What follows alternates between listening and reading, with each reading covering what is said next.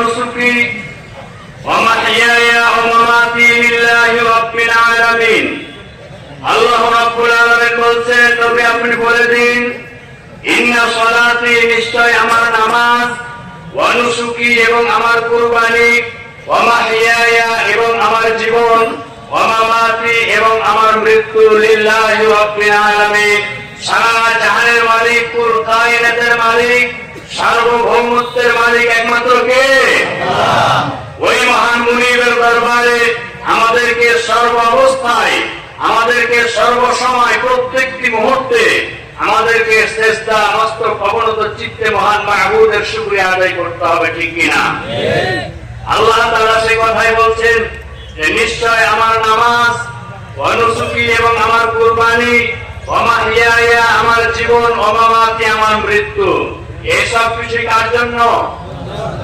এইসব কিছু কুরবান হবে কার জন্য একমাত্র মহান মাহবুবের সন্তুষ্টি অর্জনের লক্ষ্যে আল্লাহ রাব্বুল আলামিন বলছেন ফাসাল্লি লিরাব্বিকা ওয়ানহার আপনি নামাজ পড়ুন এবং কুরবানি করুন তাহলে নামাজ পড়তে হবে এই নামাজ একাকী যখন আমরা আদায় করব তখন হচ্ছে নামাজ পড়া আর এই নামাজকে যখন আমরা পারিবারিক ভাবে সামাজিক ভাবে রাষ্ট্রীয় ভাবে আমরা সকল মুসলমান আল্লাহ রাব্বুল আলামিনের হুকুমকে শ্রদ্ধা করে আল্লাহ রাব্বুল আলামিনের হুকুমকে আমরা মান্য করে সকলে যখন একটি ইসলামী রাষ্ট্রের আলোকে নামাজ যখন কায়েম হয়ে যাবে প্রতিষ্ঠিত হয়ে যাবে তখন সকল মুসলমান নর-নারী যাদের উপরে নামাজ ফরজ তারা সকলে একই সময় একই পদ্ধতিতে প্রতি ওয়াক্তেই মানুষ একসাথে কাতারবদ্ধভাবে সালাত আদায় করবে এটাই হচ্ছে নামাজ কায়েম হওয়া ঠিক না বেশি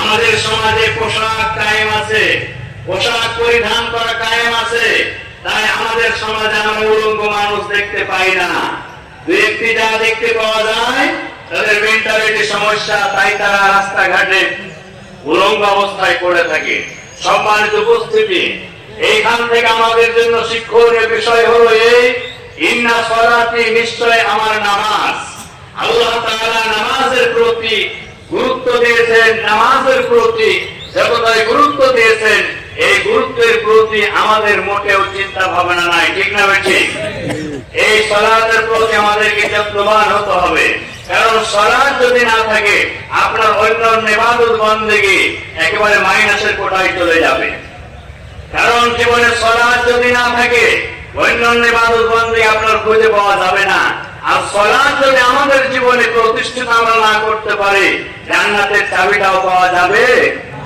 জান্নাতের চাবিটাও পাওয়া যাবে না রাসূল মাকবুল সাল্লাল্লাহু আলাইহি সাল্লাম বলেছেন ইফতাহুল জান্নাতিস সালাত সালাত হচ্ছে জান্নাতের চাবি যারা সালাত আদায় করবে দৈনন্দিন জীবনে 5 ওয়াক্ত সালাত আদায় করবে এট এ টাইম যথা সময়ে সালাত আদায় করবে আল্লাহ রাসূল সাল্লাল্লাহু আলাইহি সাল্লাম বলেছেন আল্লাহ রাব্বুল আলামিন তাদেরকে জান্নাতের চাবিটা দিয়ে দিবেন আর দৈনন্দিন জীবনে 5 বার করে মুয়াজ্জিনের কণ্ঠের আযান ভেসে আসে ওই মসজিদের মুয়াজ্জিন সাহেব আযান দেয় আপনাকে স্মরণ করে দেয় আল্লাহর গোলাম ছুটে এসে মসজিদের পানে আল্লাহর গোলাম ছুটে এসে আল্লাহ তাআলার হুকুম পালন করার জন্য তোমাকে সালাতের প্রতি ডাক দেওয়া হচ্ছে এই সালাত যদি তুমি আদায় করতে পারো এই সালাত আদায় করতে পারলে আল্লাহ রাব্বুল আলামিন তোমার হাতে জান্নাতের চাবি তুলে দিবেন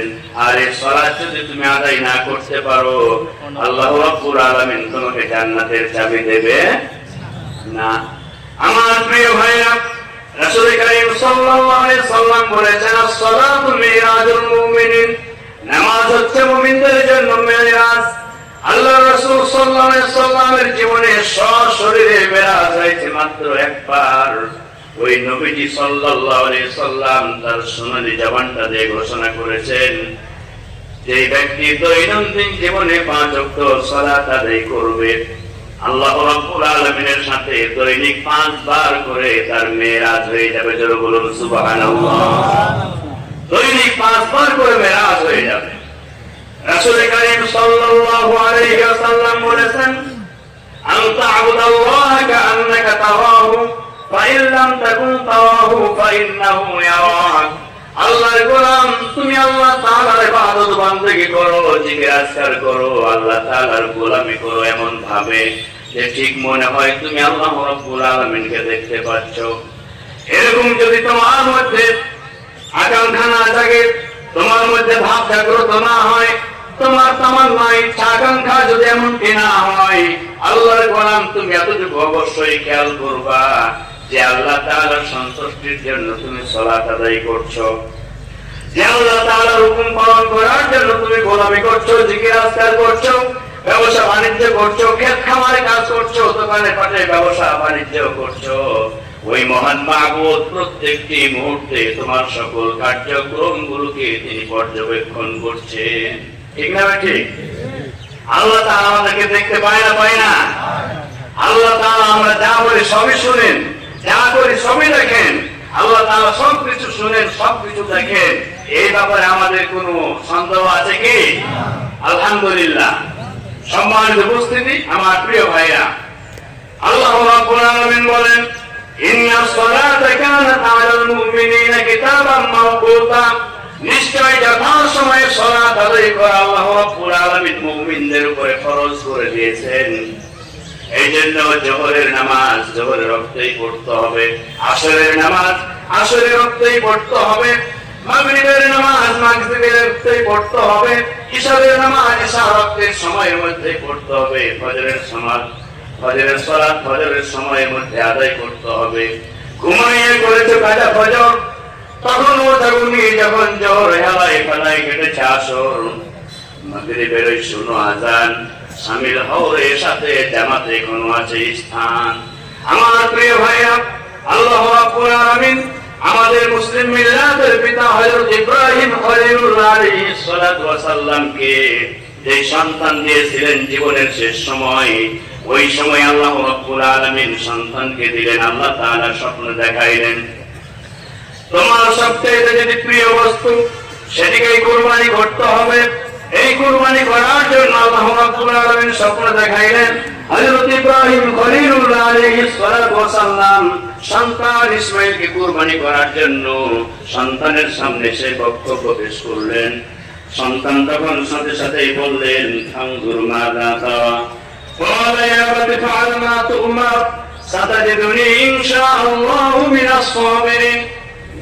আল্লাহ রাব্বুল আলামিনের দরবারে ওই সন্তান হযরত ইব্রাহিম খলিলুল্লাহ আলাইহিস সালাতু ওয়াস সালামের পুত্র হযরত ইসমাঈল আলাইহিস সালাতু ওয়াস সালাম বাবার সামনে বললেন, আব্বা জান, আল্লাহ রাব্বুল আলামিন আপনাকে যা করতে বলেছেন, যা আপনি স্বপ্ন দেখেছেন, তাই আপনি বাস্তব রূপ দান করুন। আশা করা যায় অবশ্যই আপনি আমাকে সহনশীল ধৈর্যশীল হিসাবে আপনি পেয়ে যাবেন। যারা বলুন সুবহানাল্লাহ। সম্মানিত উপস্থিতি, আল্লাহ তাআলা স্বপ্নে দেখাইছিলেন, এটা উদ্দেশ্য নয় যে পুত্র সন্তানকে কুরবানি করতে হবে। অর্থাৎ আল্লাহ রাব্বুল আলামিন যখন যা নির্দেশ করেছেন তখন তা সঠিকভাবে পালন করেছেন। আল্লাহ রাব্বুল আলামিন বলছেন, ইদ ক্বালা লাহু রাব্বুহু আসলিম। আমি যখন আমার ইব্রাহিমকে ঘোষণা করলাম, ইব্রাহিম তুমি আমার কাছে আত্মসমর্পণ করো, অর্থাৎ আমার হুকুমের কাছে তুমি সারেন্ডার হয়ে যাও। সাথে সাথে আমার ইব্রাহিম বলেছিল, ক্বালা আসলামতু লিরাব্বিল আলামিন। আরশের মালিক আল্লাহ, সার্বভৌমত্বের মালিক আল্লাহ রব্বুল আলামিন, আমি আপনার কাছে আত্মসমর্পণ করলাম। যারা বলুন সুবহানাল্লাহ। আত্মসমর্পণ বলতে আমরা যেটুকু বুঝি, আত্মসমর্পণ অর্থ হচ্ছে আমরা সবাই মুসলিম কিনা বলেন? আমরা সবাই কি মুসলিম? আমাদের সকলকে আল্লাহ তাআলা এবং তার রাসূলের বিধানের কাছে নিজেকে সঁপে দিতে হবে। আল্লাহ তাআলার কাছে নিজেকে আত্মসমর্পণ করতে হবে, নিজেকে সারেন্ডার করে দিতে হবে। আল্লাহ, একমাত্র আমি তোমারই গোলাম, তোমার হুকুম পালন করার জন্য আমি তোমার কাছে সারেন্ডার হয়ে গেলাম। জোরে বলুন সুবহানাল্লাহ। সম্মানিত উপস্থিতি, আল্লাহ রাব্বুল আলামিন তিনি আমাদের জন্য যে কুরবানি দিয়েছেন, হযরত ইব্রাহিম খলিলুল্লাহ আলাইহিস সালাতু ওয়াস সালামের সুন্নাহ হচ্ছে কুরবানি। মা হাযিহিল আযহা, কুরবানি কি জিনিস? قال سنة أبيكم إبراهيم খলিলুল্লাহ আলাইহিস সালাতু ওয়াস সালাম। বিশ্বনবী বললেন, কুরবানি হচ্ছে তোমাদের পিতা হযরত ইব্রাহিম আলাইহিস সালাতু ওয়াস সালামের সুন্নাহ। আমরা কুরবানি করব, ঈদের সালাত আদায় করব। ঈদুল আযহার সালাত আদায় করার পরে ইমাম সাহেব খুতবা দেবেন। সেই খুতবা শোনার পরে দোয়া শেষ হবে। এরপরে আমরা যার যার অবস্থান থেকে যার যার জায়গায় গিয়ে কুরবানি করব। অর্থাৎ পশু আমরা উৎসর্গ করব কার নামে? আল্লাহর নামে। পশু উৎসর্গ হবে কার নামে? আল্লাহ। আল্লাহর নামে উৎসর্গ হবে। অনেকেই বলে যে হুজুর আমার মায়ের নামে বাবার নামে কুরবানি করতে চাই। তো কারো নামে কোনো কুরবানি হবে না, কুরবানি হবে একমাত্র কার নামে? সেটা হলো পক্ষে যে আমার বাবার পক্ষে আমি কুরবানি করতে যাচ্ছি, আমার মায়ের পক্ষে কুরবানি করতে যাচ্ছি। এই জন্য আমাদের নিয়মটাকে সহি করতে হবে। সম্মানিত উপস্থিতি, রাসূল কারীম সাল্লাল্লাহু আলাইহি ওয়াসাল্লাম বলেছেন ঈদুল আযহার দিন ঈদের খুতবা হবে, এরপরে কুরবানি হবে। ঈদের খুতবার আগে, নামাজের আগে যদি কেউ কুরবানি করে সেটি কুরবানি হবে না, তাকে পুনরায় আবার একটা পশু কুরবানি করতে